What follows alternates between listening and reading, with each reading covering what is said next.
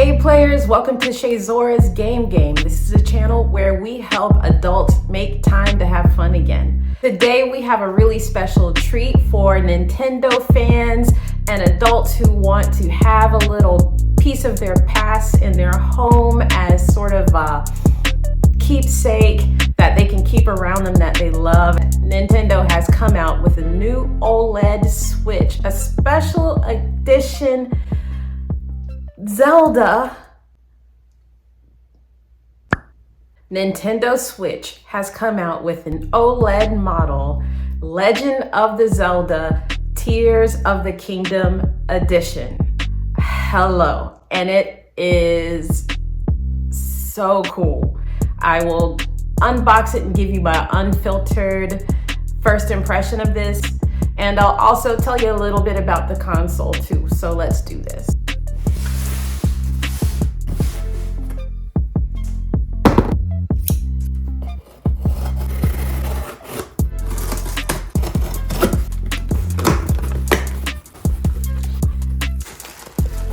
Look at this. So I obviously got this from Target, and they did a very good, I take that back. It's not the best packing job. They only put the bubble wrap on one side, and you can see there is a little damage to the box here. So you might be really disappointed that right out the bag that it comes to you in damaged condition. You know, some people might want it in mint condition, so that is something to keep in mind. How do we open this? So this is what the box looks like. The side with the bubble wrap is also a little bit damaged. Look at that. I'm just really enjoying the artwork. This is really cool. Here are some of the specs. You could read it right here on the box. It has a 7-inch OLED screen, 64 gigs of internal memory, and it has a dock with a LAN port, and it has an adjustable stand. And this is just a little preview what's going inside. I'm gonna go by that really quickly, and a little list of all the components that are gonna be in the box. So without further ado, let's get to the fun part. Ooh. Lay it down like this before you open it so you don't drop anything.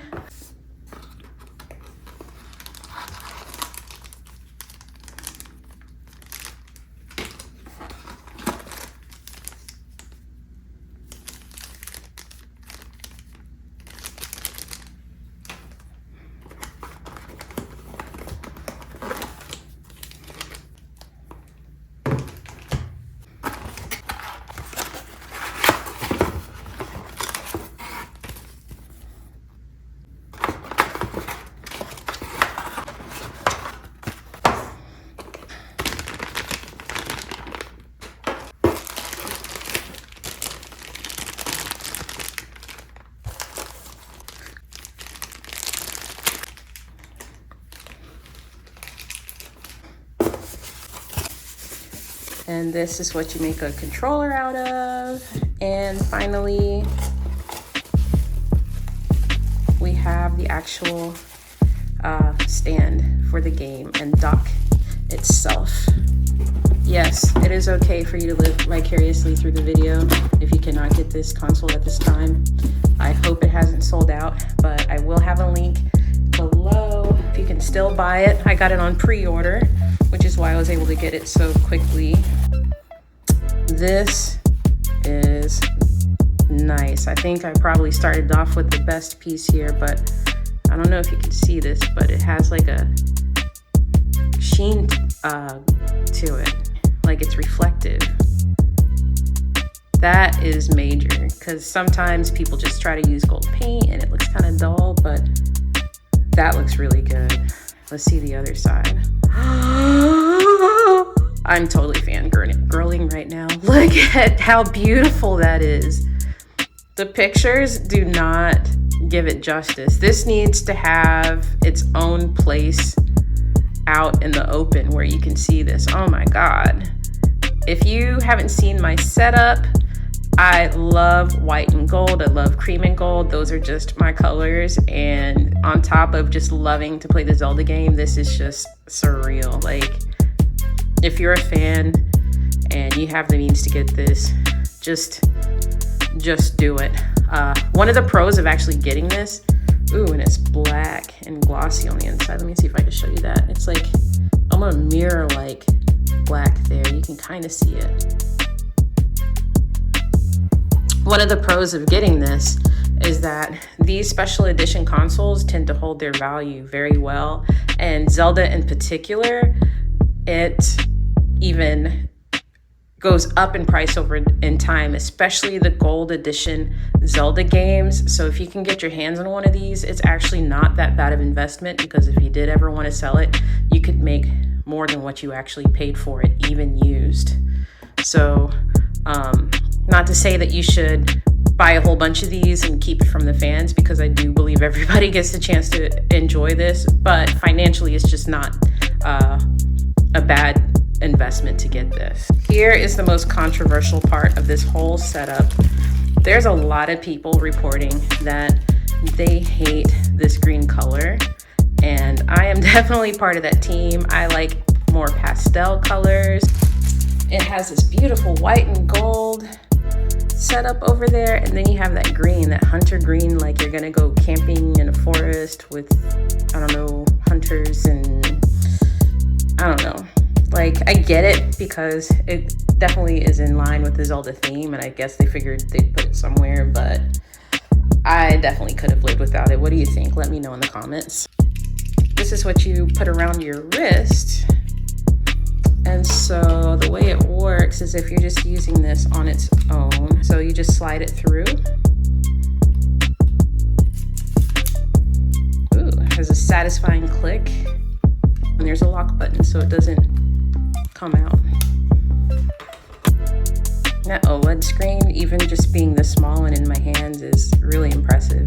It's actually, I saw somebody compare it to another one. I have another one here that I can compare it to. So if you want to do a comparison video between this Switch and an older version, let me know. But I hear this is actually a little bit larger, and people have been appreciating that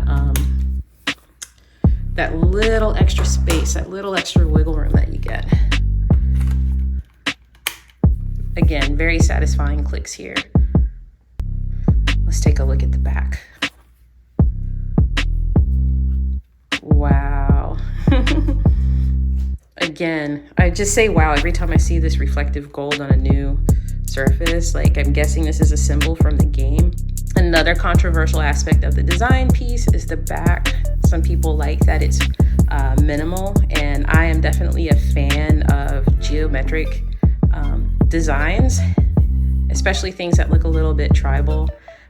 But it's black. Like, why do you have all of this sexiness here and then you just have this black body? That one little touch of just making this white and maybe making the green part white instead would have just been the icing on the cake for me. So that's what it looks like. Oh my God, players, I almost forgot to show you something. This is the connector to turn the joysticks into a controller. So again, this is black. It doesn't have the white design. It looks pretty much exactly how they normally look. So no frills here, but I'll just show you what it looks like with the Joy-Cons. All right, so here's the part I almost forgot to show you. All you do is take the Joy-Cons and you click them in just like you did on the side of the, it's on right now, so you hear it clicking on the screen, but out of the speakers, I mean. So if you wanted to have more of an actual like controller feel, you can also play with it like this. So if you were on the go, the cool thing about it is you could actually take the screen, okay? Trying not to touch the screen because this is actually a touchscreen. Can you hear that? But anyway, when you're wanting to play with this as kind of like a portable television instead of like a portable personal gaming Game Boy type of thing, you can actually just lift this up and it can actually open to a really big viewing angle. So this can set pretty far back, and you can set it pretty high up. It's not flimsy or anything.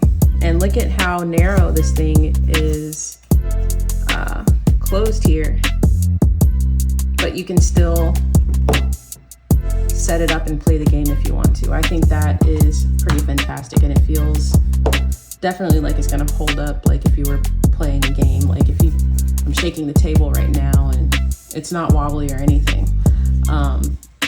So that's really, really cool.